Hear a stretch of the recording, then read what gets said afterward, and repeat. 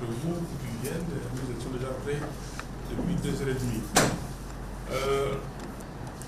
Comme vient de le dire Steve Kiwata, c'est vous qui allez surtout faire cette conférence de presse.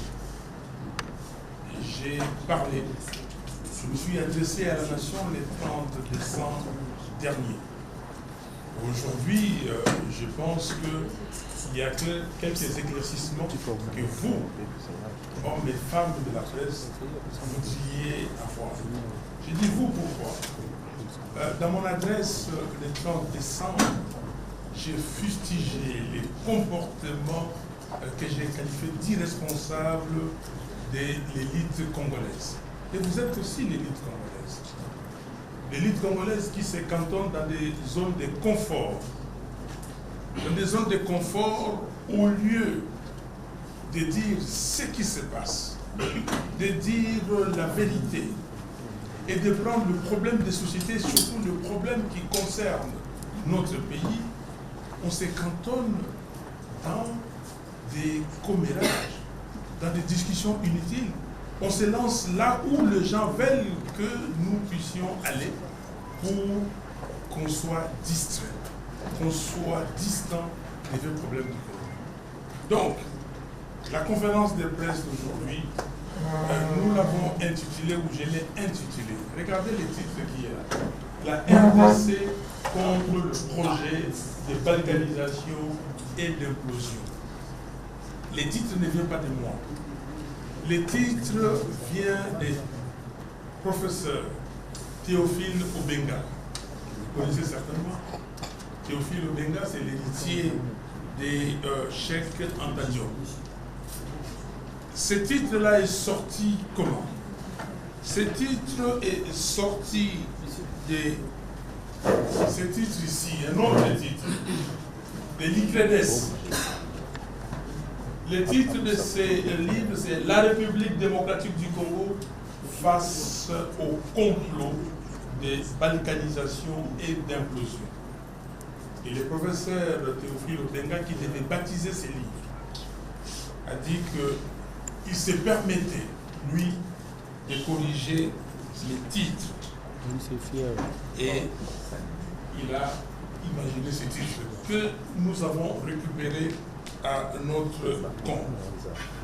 Ce livre est écrit sous la direction de deux professeurs, le professeur Kankwenda Mbaya et Mukoka Senda. Certains d'entre vous étaient là à l'hôtel Sultani quand on a baptisé les livres, depuis 2013.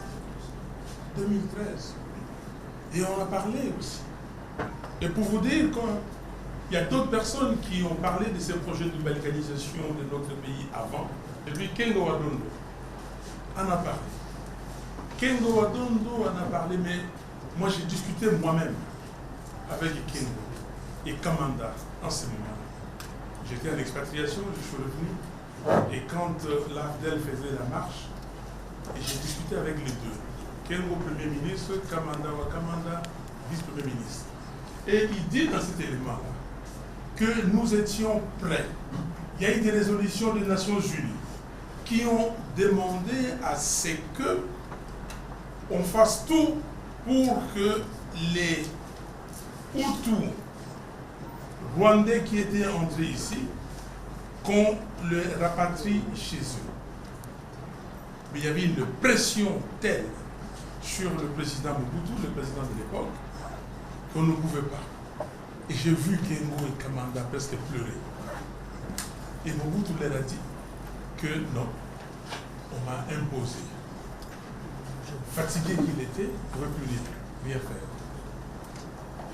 Et dans cet élément, et j'aimerais, vous les journalistes, si vous pouvez voir le président Kengo, pour qu'il nous dise, parce qu'il dit à la fin, il sait ce qui s'est passé, il sait le pourquoi, mais il ne dira pas maintenant, donc à ce moment, et qu'il le dira un jour.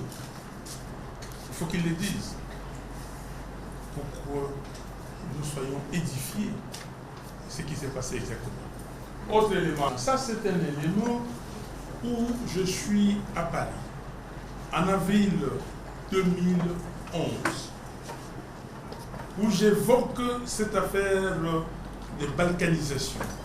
J'évoque cette affaire de peuplement de nos territoires par des gens qui viennent d'ailleurs, et le dépeuplement de nos territoires par les autochtones, par les peuples, les populations congolaises. Et j'ai dit que tout ça est fait à dessein pour qu'un jour on puisse organiser un référendum d'autodétermination. On peuple les contrées, et puis il y a des populations, notamment rwandaises, qui deviennent majoritaires, et puis on demande à ces peuples un référendum d'autodétermination. J'évoque ça ici, nous sommes en avril 2011 à Paris. Si ceux qui ont suivi l'élaboration de la Constitution qui a été soumise au référendum en décembre 2005, dans certains articles, moi j'étais pour l'élection du gouverneur ou des gouverneurs au suffrage universel.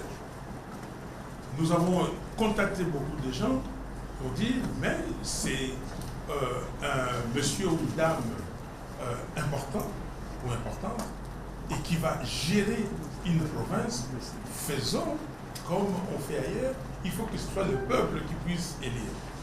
Ça m'a été rétorqué en disant que non, c'est très dangereux.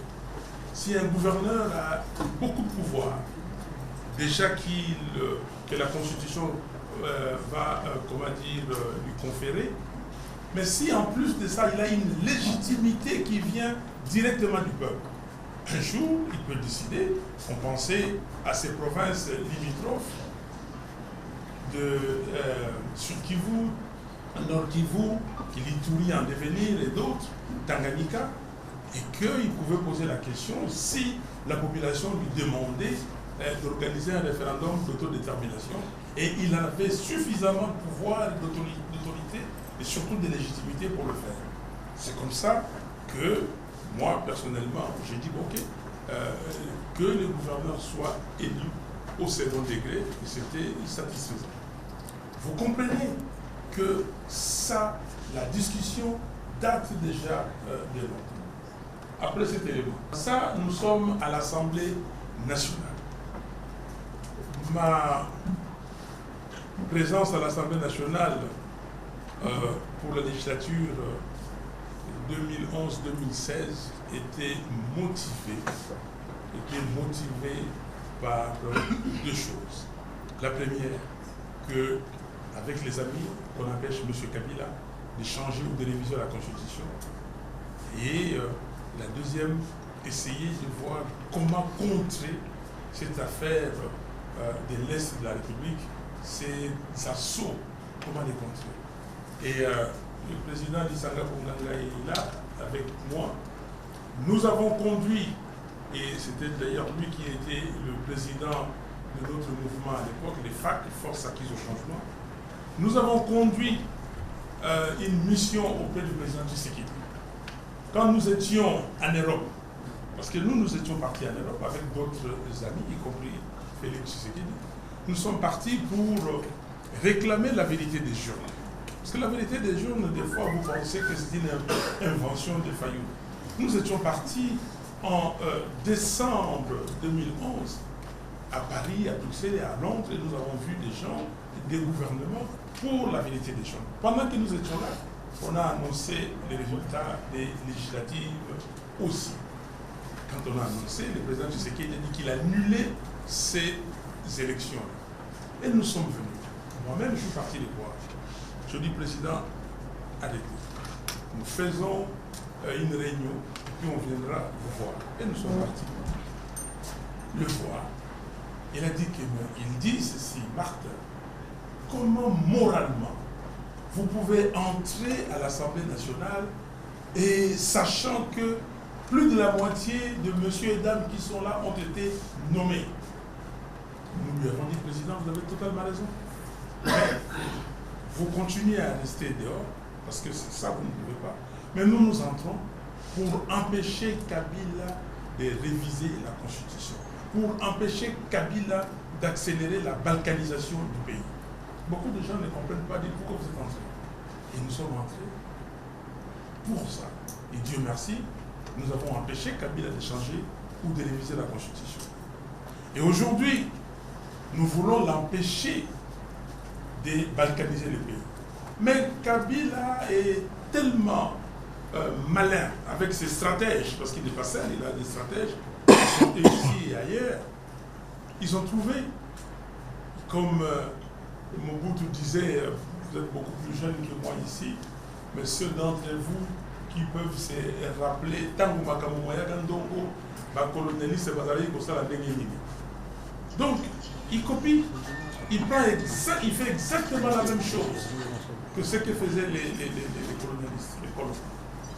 Donc, il prend un frère, un d'entre nous, pour terminer la mission qu'il a commencée. J'ai dit et je le répète, je ne parle de langue de bois. Et je le répéterai même plus de 1000 fois. Que Kabila est venu dans ce pays avec une mission de balkaniser les pays. Il est venu avec une mission de fragiliser ces pays. Et je vais vous le démontrer. Donc, nous sommes dit, on va l'empêcher. On l'a empêché. Mais quand on l'a empêché, qu'est-ce qu'il fait? Il dit, voilà, j'ai un d'entre eux, il a pris Tshisekedi. Il ne voulait pas prendre Tshisekedi. Il voulait à tout prix que M. Ramazani soit président. Et quand nous discutions avec la communauté internationale, pour la communauté internationale, la ligne rouge, c'était que Kabila ne se présente pas. Nous leur avons dit, y compris M. Félix Tshisekedi avec moi et les autres. Nous leur avons dit, écoutez, messieurs, mesdames, la ligne rouge, ce n'est pas Kabila. La ligne rouge, c'est le système Kabila. Le système. Et voilà, il a continué avec son système. Il a pris Félix Tshisekedi pour continuer la mission. Si et moi, ça c'est mon métrique à moi. Je fais des métriques. Et vous savez, c'est Kabila dans l'évolution de la balkanisation, sur l'échelle de 100, il avait déjà fait 55.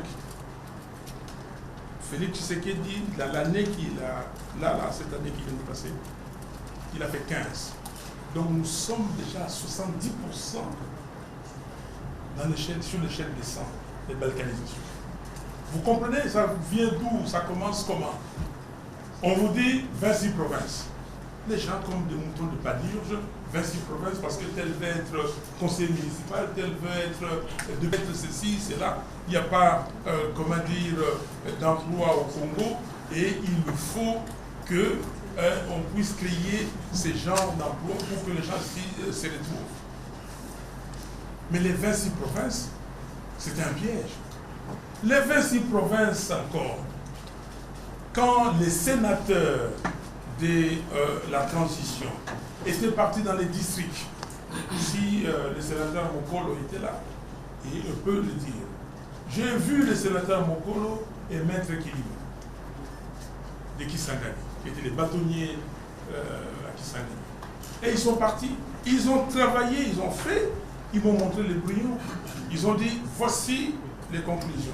Mais pour le 26 provinces, c'est un peu 50-50. Mais ce que nous allons faire, nous allons laisser ça au Parlement qui sera élu. Et ce Parlement élu devait continuer cette question pour voir si nous devons aller, dans la partition des 26 provinces. Précipitamment, Kabila, sachant ce qu'il voulait, et il a fait les 26 provinces. Est-ce qu'on peut me montrer la carte du Congo? Fait les 26 provinces, éteignez pour qu'on voit bien la carte. On passe aux 26 provinces. C'est pour nous fragiliser. Je mets quiconque au défi ici. Les gens ici, maintenant, certains d'entre vous savent d'où viennent les parents. C'est comme ça que je le dis. Mais avant, est-ce que la moitié de cette salle savait de quelle province étaient mes parents? Moi, je suis Kinois, né ici à l'hôpital général de Kinshasa, comme le prêtre Ati Anjili, baptisé à l'église Sainte-Thérèse le 8 février 1957, 2 mois et demi après ma naissance, j'ai eu des amis qui ne savaient pas d'où je venais.